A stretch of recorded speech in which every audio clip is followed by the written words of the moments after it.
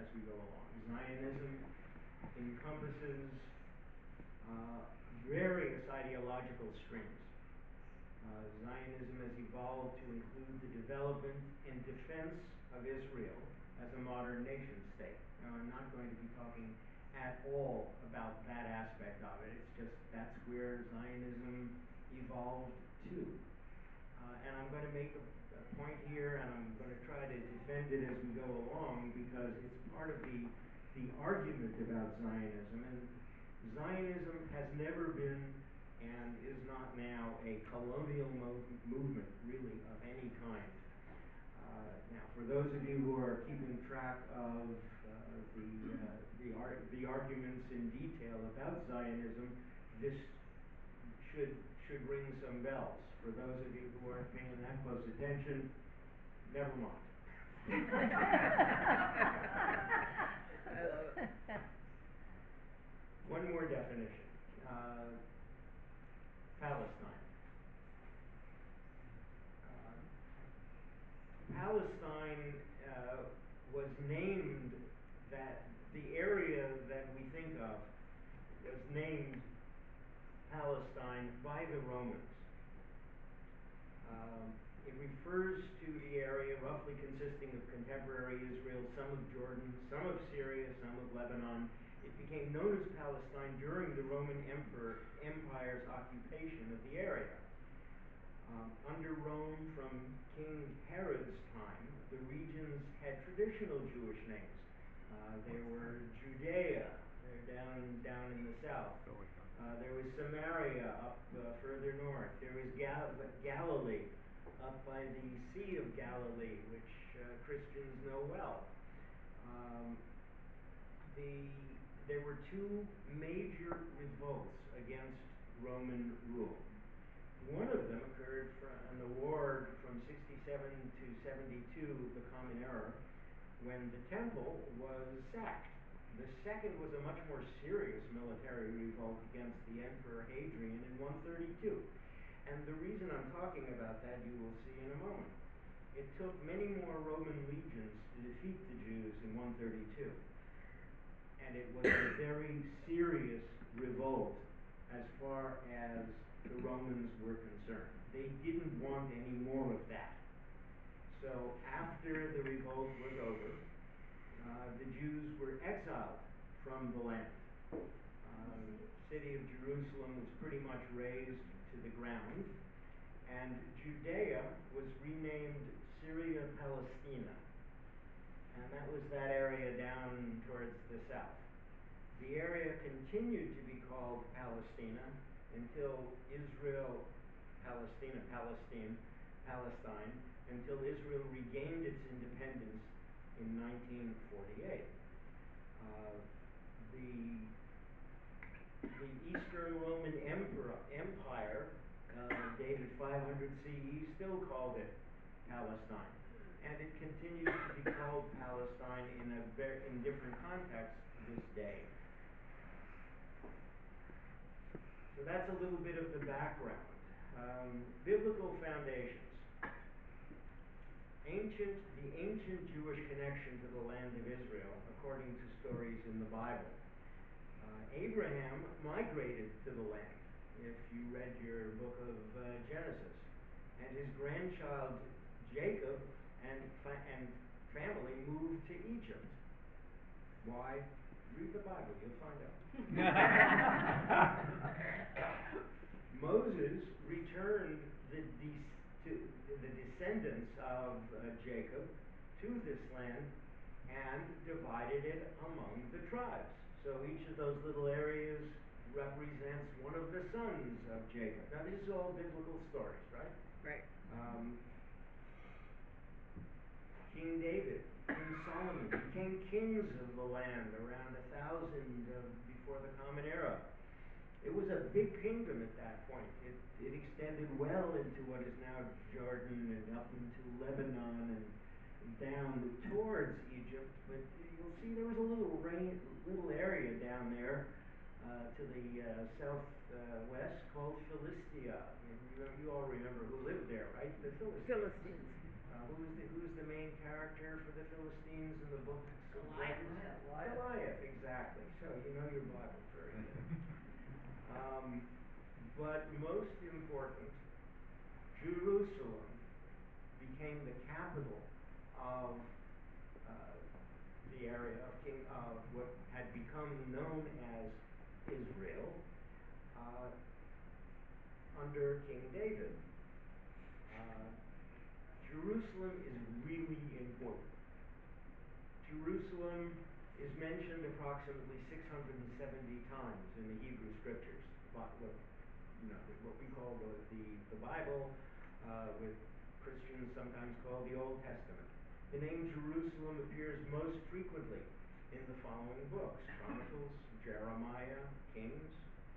These books focus heavily on the city's role as a political and religious center of Israel. Jerusalem is also referred to by other names in the Hebrew Scriptures, which add to its overall presence in the text. For example, you can all know one of those names, Zion. The name appears 154 times and is often used as a synonym for Jerusalem. Another word that most people don't know, I certainly didn't know it until fairly recently, is Salem. Jerusalem. Salem is believed to be an early name for Jerusalem. It's mentioned in Genesis. After David becomes the king, Jerusalem is known also as the city of David.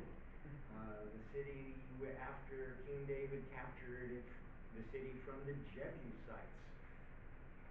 Some of those wonderful names. The frequent mentions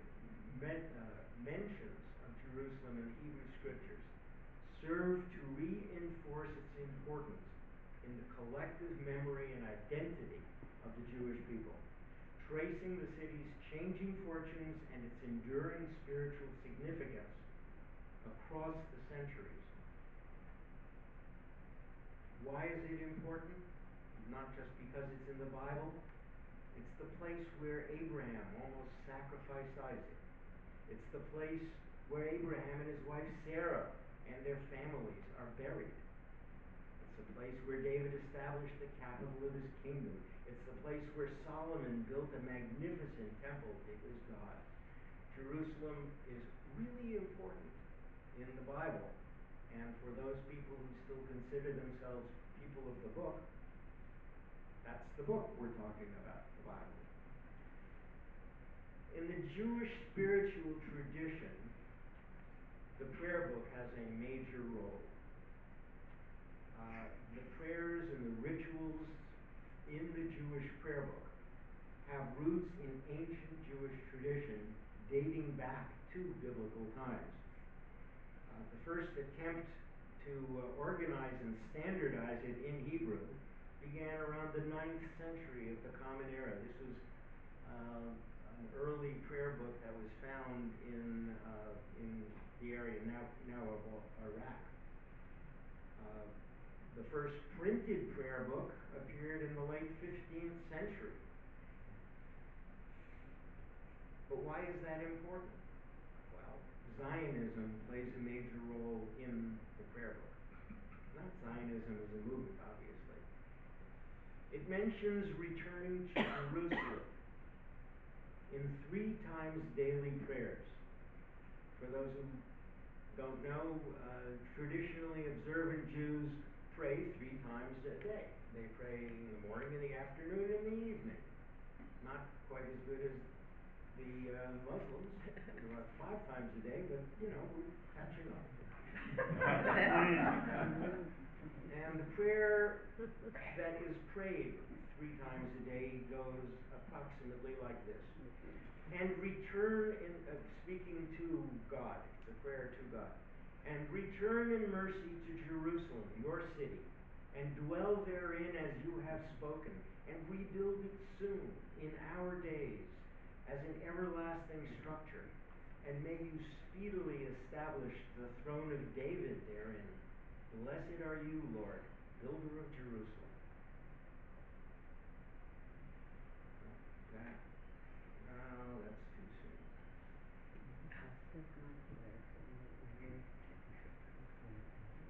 There are mentions returning to Jerusalem in the blessings before every meal. Again, for traditionally observant Jews. Before you pray, before you eat, you pray. And after you eat, you also pray. And Jerusalem is remembered at those times. And today's Tuesday. On Saturday night, we are going to be celebrating Passover. The Passover Haggadah, the book that we use in our homes, ends with the absolute ending is next year in Jerusalem. And the Yom Kippur, the holiest day of the year, the Day of Atonement, Yom Kippur, ends with next year in Jerusalem. It's an important part of the Jewish spiritual tradition. So, I'm jumping ahead, early modern Zionisms, I'm calling them, and I'm putting them in quotes because there really wasn't a Zionism at that point. They were Zionists, I guess. We had a tradition of yearning for return to Jerusalem, to Zion. One of the best known was a Spanish Jewish poet, Yehuda Halevi. Yehuda Halevi in the 11th century, his poetry often expressed a deep yearning for Zion and the land of Israel. In 1140, at the age of 65, at the age of 65, we come here, he left for Spain to go to Jerusalem. Wow. This journey was both a personal religious pilgrimage and a call to the Jewish diaspora to return to their ancient homeland. Several 16th and 17th century messiahs promoted returning to Palestine. This character was a fellow named Sabbatai Tzvi. He lived in the 17th century. He proclaimed himself the Messiah. I think probably most of you know that one of the big differences between Christians and Jews is how we think about the Messiah. So we don't consider that we had a Messiah. In the 17th century, Sabbatai Tzvi proclaimed himself one. Went into Eastern Europe and said he was going to lead the 10 lost tribes back to the Holy Land, riding on a lion with a 7-headed dragon in his jaws. He ended badly. Another guy whose name is not often remembered is a fellow named Moses Hess. Hess was a German Jewish philosopher. He was a communist. He was a Zionist. He wouldn't call himself that. He was a friend of Marx and Engels. But he fell out with them, so it's okay. He published a book called Rome and Jerusalem in 1862, which suggested that it would be a good idea to have a Jewish national revival. He called for the establishment of a Jewish socialist commonwealth in Palestine, in line with the emergent national movements in Europe. And that was going to be the only way to respond to anti-Semitism and assert Jewish identity in the modern world. Also in the 19th century, several groups appeared intending to return to Zion. In 1850, Palestine had 63,000 households. 85% were Muslim, 11% were Christian, 4% were Jewish. There were always Jews in Palestine. There were always Jews in Jerusalem. The Romans failed. They didn't get rid of all of us there. But there weren't a whole lot, 4% in 1850. But some proto-Zionist organizations were founded in 1881 in response to anti-Jewish pogroms in the Russian Empire. The groups were established mostly in all of Eastern Europe, and much of Eastern Europe was part of the Russian Empire at that point, to promote Jewish immigration to Palestine. Not as a political movement, but as a way of getting out of town, frankly, and advance agricultural Jewish settlements there.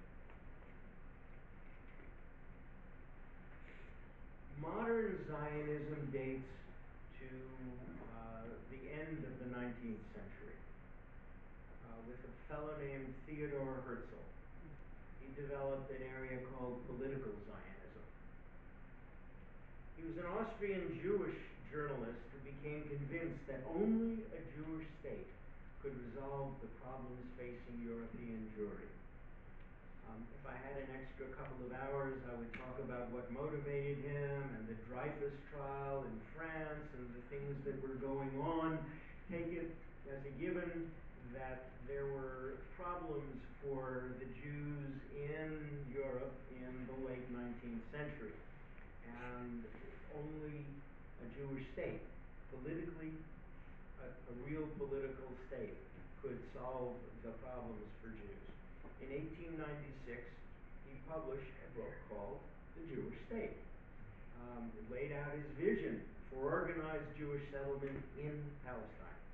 The following year, he convened the first Zionist Congress in Basel, Switzerland.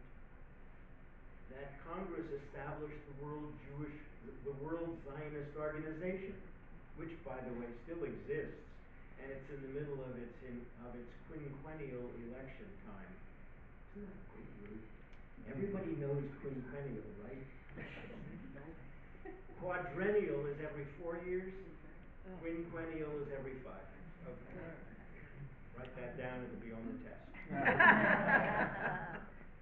He declared Zionism's goal, and now it had a name. Now it actually was Zionism at this point.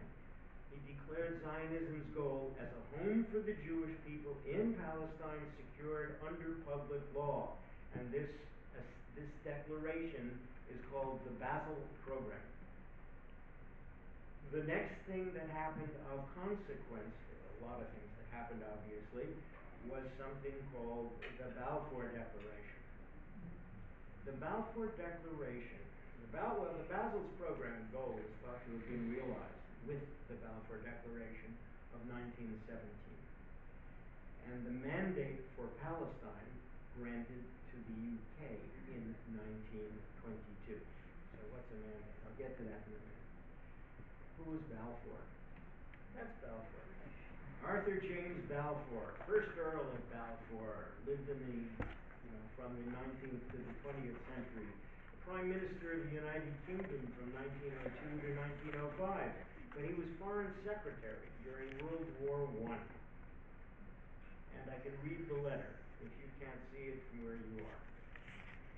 Dear Lord Rothschild, he was writing a letter. He had been importuned by Lord Rothschild, one of the English member of the famous Rothschild family. They were trying to lobby him to become more in favor of the Zionist Basel program.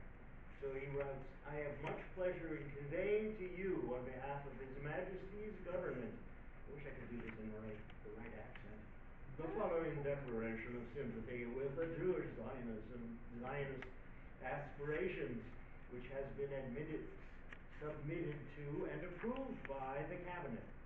And now the actual declaration. His Majesty's government view with favor the establishment in Palestine of a national home for the Jewish people and will use their best endeavors to facilitate the achievement of this object. It being clearly understood that nothing shall be done which may prejudice the civil and religious rights of existing non-Jewish communities in Palestine, or the rights and political status enjoyed by Jews in any other country. That's the whole Balfour Declaration. I should be grateful if you would bring this declaration to the knowledge of the Zionist Federation. Okay, that's the heart of the Balfour Declaration, which really established some government, and this is really the first government to approve of the Zionist movement. Interesting point. 1917 is when he issued it. What was going on in Britain in 1917? Oh, they were in the middle of a war. First World War. First World War. And the Jews in the United States were kind of keeping away from involving the United States in the war. The American government, Woodrow Wilson, to enter the war on Britain's side. It's not clear whether the Jews